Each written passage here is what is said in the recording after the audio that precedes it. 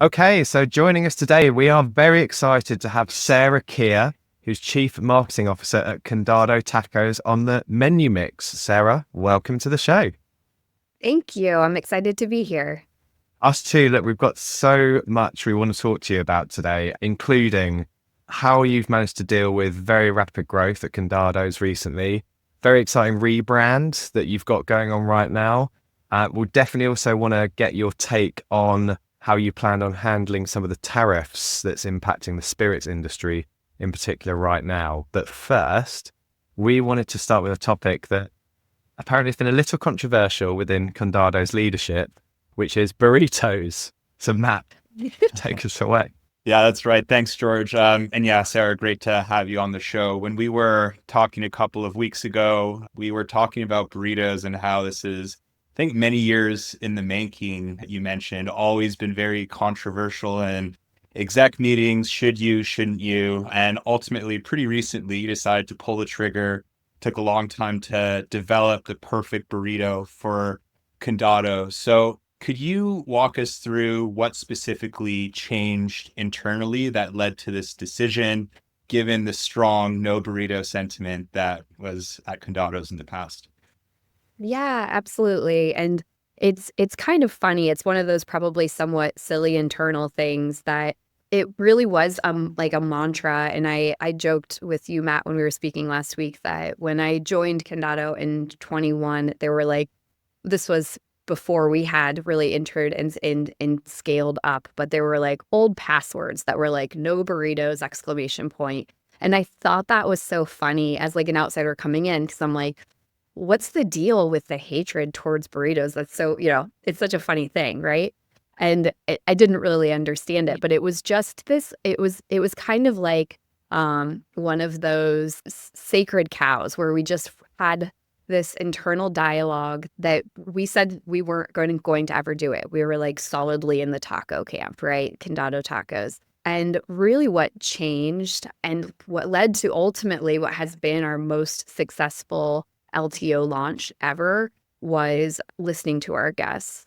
So we have a loyalty program and we were surveying our guests related to what products they were interested in seeing from us, things that were in the innovation pipeline, both flavors, but also some new product categories like quesadillas and burritos. And burritos in particular scored incredibly high.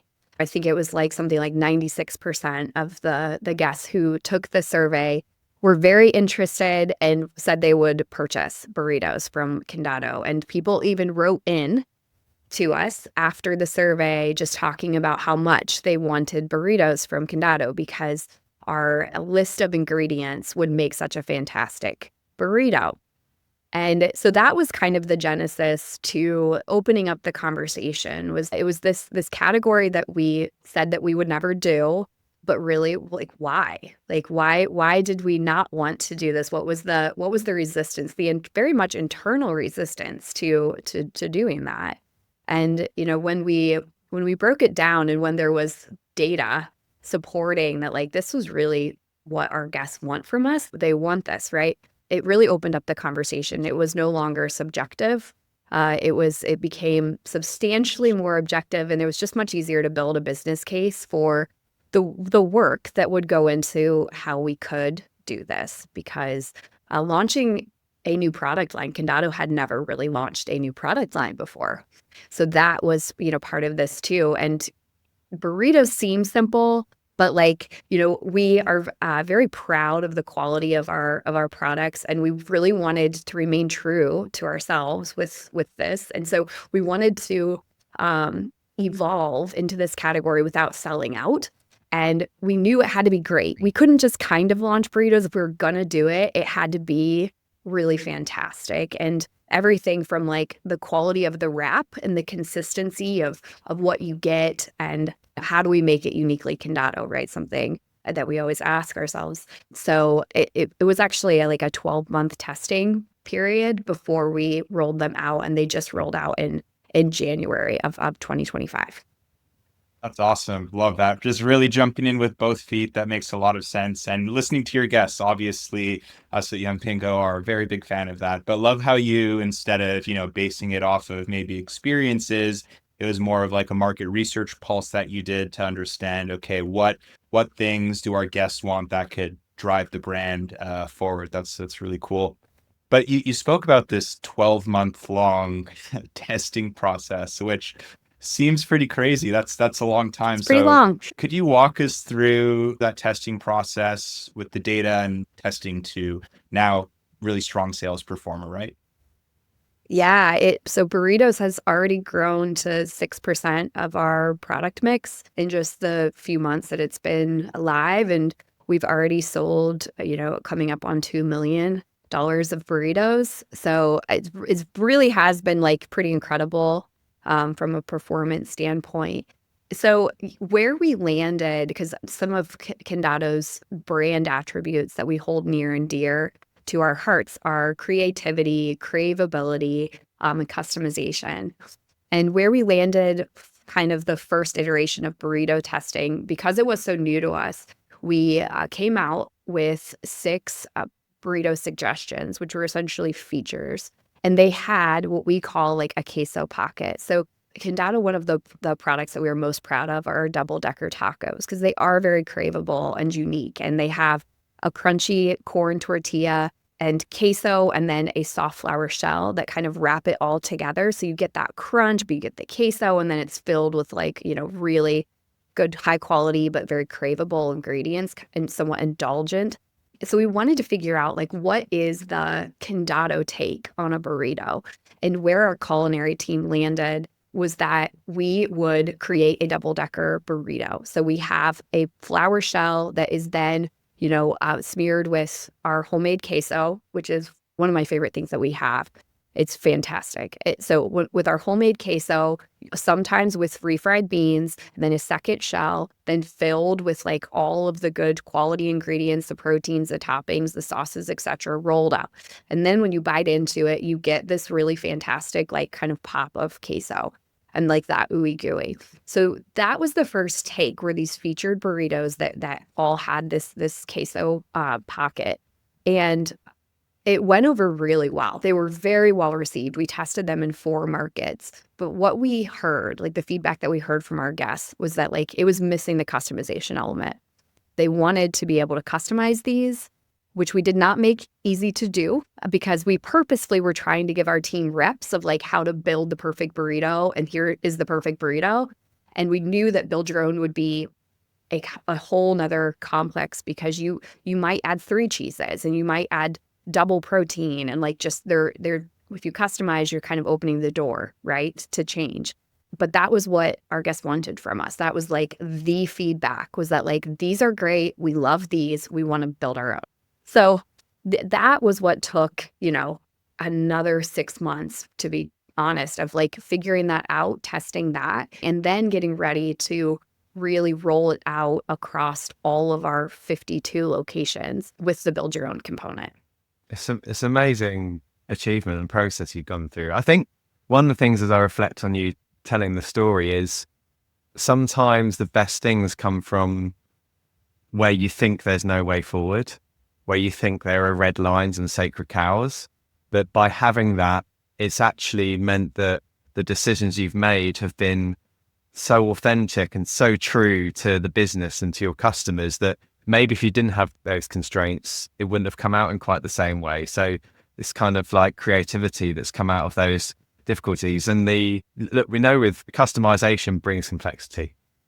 And so it makes a lot of sense that you've really taken that time to get it right with the customization, but accepting it's going to be a bit more complex for you to deliver, but wanting to have that very high level of experience. And it makes me think about the growth you've been on, because that's all about executing operationally, because even though it's customized, it's got to be consistent in terms of how you execute. And you've been through huge rapid growth over the recent period, more than doubled your location. So it'd be really helpful if you could reflect on operationally, what are some of the key takeaways that you think the business had that allowed you to make such a big increase in the number of locations over a really short period of time. Absolutely. And just a couple kind of notes about the growth rate. We did more than double in size in a few years' time. And we went from being in 5 states to being in 11 states. And so not only was it fast growth, but it was true expansion. And, there was a lot that we did well and that we did right during that time. But, in hindsight, what we now kind of looking back realize is that our business outgrew our brand and that we didn't really realize it until we had expanded. And, it was over a short period of time, there was just lots of success of opening locations. And it kind of, I think to some degree felt like we couldn't fail. And we might have gotten a little arrogant in what we could do versus what we should do, what makes, sense. And like hindsight, lots of lessons learned. And, operationally, we were opening restaurants and hiring like crazy, but culturally, we had not yet evolved, I think, to figure out how to deliver the Condado experience at scale. And also what we did not yet realize was that when you're moving into new markets, we knew this, right? Like this makes sense. When you're moving into a completely new market, especially one that's far, far from your home states and your home markets, you have no brand equity. And that is something that you have to build over time. And, it's so funny, but even just things that seem somewhat small with our current logo that we have today. If you look at our website right now, it depends on when you listen to this, but if you look at our website today in April, we have our Condados and Tacos, Tequila, Margaritas, very small under Condado. And that is the only logo that is in our brand guidelines today. And what we realized was that the Tacos, Tequila, and Margaritas is not visible from most streets from the outside of our restaurants. And the word Condado means nothing to anyone. And that is problematic. We opened all of these locations and all of these new markets, and we were 100% reliant upon marketing to drive traffic. There wasn't even any like real street level, drive into this restaurant. The exteriors of our restaurant are very stark, very minimal, whereas the interiors are covered floor to ceiling, hand painted murals, this very lively, energetic, organic kind of like, interesting intrigue that is not on the exterior. So there was just even a disconnect with restaurant design between exterior and interior that we did not realize how problematic that was until we opened all of these locations. And we didn't see the same performance that we had seen in the past. And so, that was a learning, even if you can grow fast, because I think operationally we had figured it out and figured out how to like the cookie, not even cookie cutter, but operationally how to like train and open and like do those things quickly. But what we had not yet figured out was how to really articulate and define our brand in a way that could scale and how to do that with our culture. So that was another part, was that we just started seeing some fractions and gaps and cracks in the consistency, in the guest experience, and, the rebrand, which I know is kind of on the list to talk about too. The internal slogan that we had, which we still have, we love it internally, was "Come as you are," because Condado is meant to be an inclusive environment and celebrating the individuality of everyone, right? But when you take that phrase, "come as you are," as an operator and interpret it as like, do what you want, and we have these restaurants that are very far from the core base, and it's just harder to maintain that consistency, it was problematic for us, honestly, the growth rate. So we now are slowing down. We are rebranding. We are making sure that we are speaking with one voice, that we are tight related to the expectations of service and hospitality and how we treat our guests and how we treat each other before we expand again. That's super insightful, because I think you used this phrase at the beginning, the business outgrew the brand. And that brand, it cuts through culture of your teams, it cuts through your customers, the whole business, the product offering. And I guess I hadn't really thought about it in the way, because when you think about a brand in multiple states, you take it as a consumer for granted that, oh, that's that brand, you know. But when you're going into a new territory, new market, completely new everything, and you don't have that visibility, it's like you're saying, you've got to start from scratch again. Is there anything you're thinking about now so you're slowing down a little bit on your growth, but are there any key areas you're thinking about for this next phase of kind of gaps to fill or ways you're going to do things a little bit differently over the coming 12 months? Yeah, absolutely. I think what's interesting is that growth can expose what was working by instinct and kind of force you to define it, which is what the brand project was all about, so that it wasn't defined and therefore it is up for interpretation. So now we have to take the time to define it. We launched a program last year that we call Back to Basics, which was really all about setting those expectations internally related to our hospitality.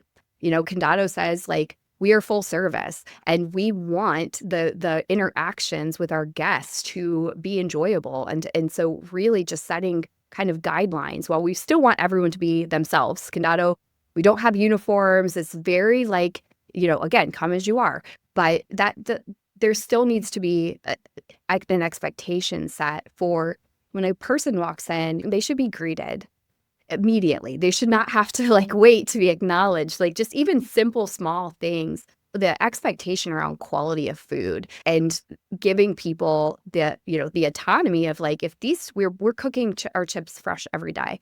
If we're cooking a batch of chips and they are not just right, throw them out, start again. Like this is the expectation. This is the recipe that we are always going to follow just to set those guidelines. So that was like we're going to take a pause. We are going to clearly define what the expectations are, both operationally, hospitality, and our brand, which is like the brand project, right? Of like how we speak, guest recovery, like all of those things that are very important to create that consistent brand experience.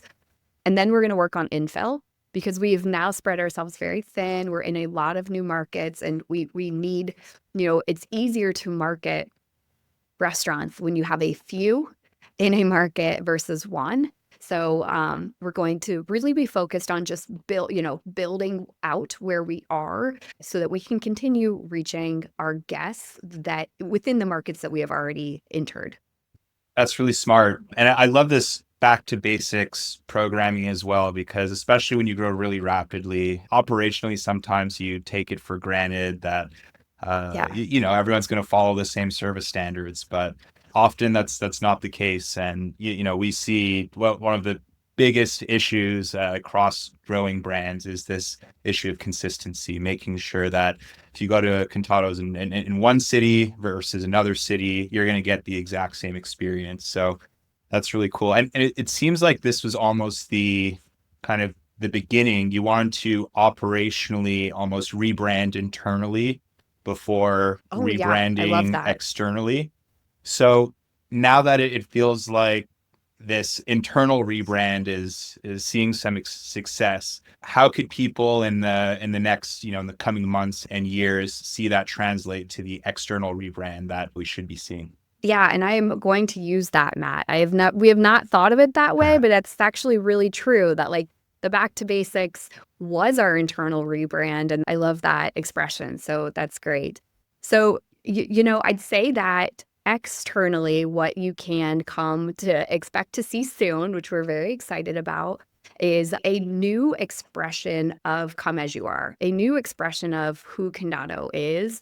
And, this project came with a lot of soul searching of just it, again, like internally interviewing the founder and the stakeholders, his vision for this, and key players who've been here. We're a 10-year-old company, which is not really that old, but we still have a lot. I have 2 people on my team who have been with the company for 10 years, like, pretty much day one employees. So talking to them about their experience, talking with guests about our loyal guests and understanding more about them. We had done, when I started, a pretty big quantitative, qualitative segmentation, identifying core guests, persona development, and that was all great, but it was a point in time, and it was at this point 3 years ago, right? And so doing kind of another fresh take in Condado, is kind of a different company. When we did that, we were like 20 locations in a few states, and now we're much bigger. And so taking a kind of like,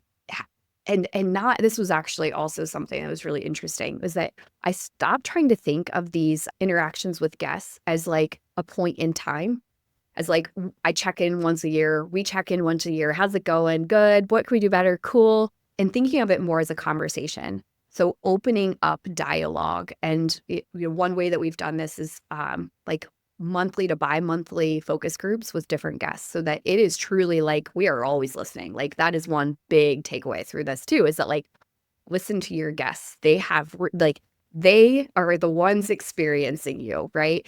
And like a super small thing that actually was a big deal to our guests was that while we went into fast growth mode and we were opening these locations, it was through COVID, after COVID, and commodities and supplies costs were up.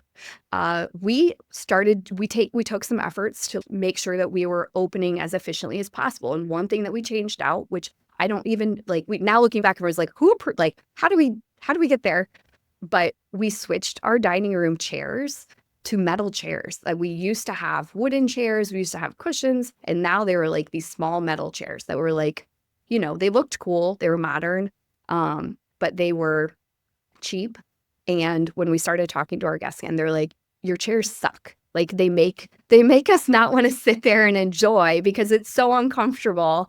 And we're like, oh my gosh, the chairs, right? Like we're just learning all these things from our guests. And one of the things that we learned from our guests was that they love the ability to bring anyone into Condado. And our menu is so friendly to someone who's vegan, friendly to someone who has a gluten allergy. Just literally anyone can find something they like. And for our guests, that's so important because it is a social experience, eating tacos and drinking margs together.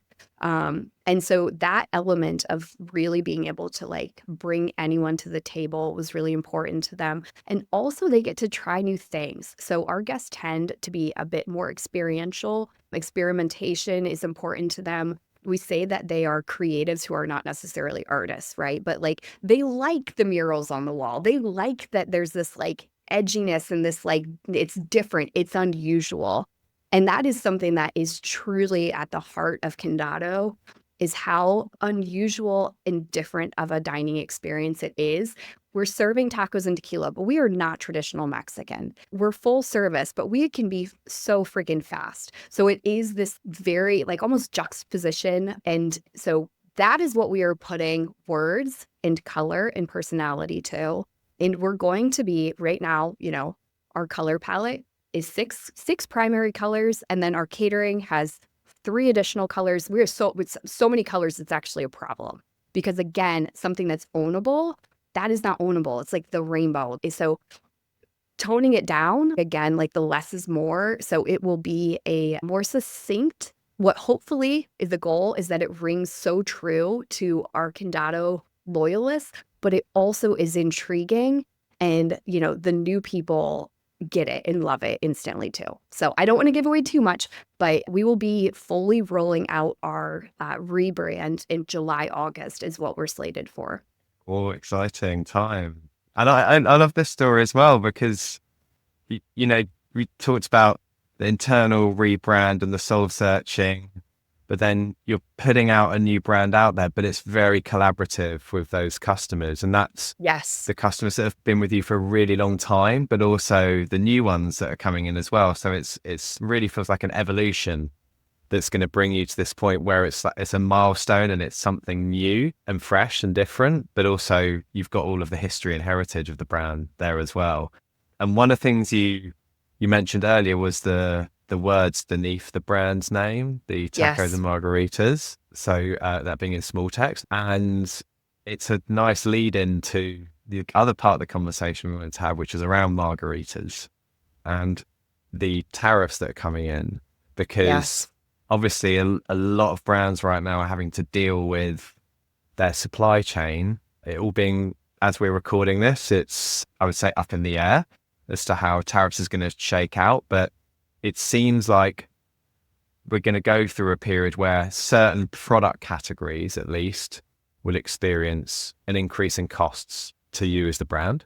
and tequila is one that's big imported spirit that will be a part of some tariffs. So we're really intrigued to understand what your current thinking is of how you're going to respond to that. And as I was thinking about this question as well, I was wondering, there was kind of a corollary of what happened in COVID in terms of prices of things going up quite rapidly. And I wonder if if you're thinking about any learnings from that experience as well and how you're going to approach this one. But first, what are you thinking in terms of your approach here with tequila?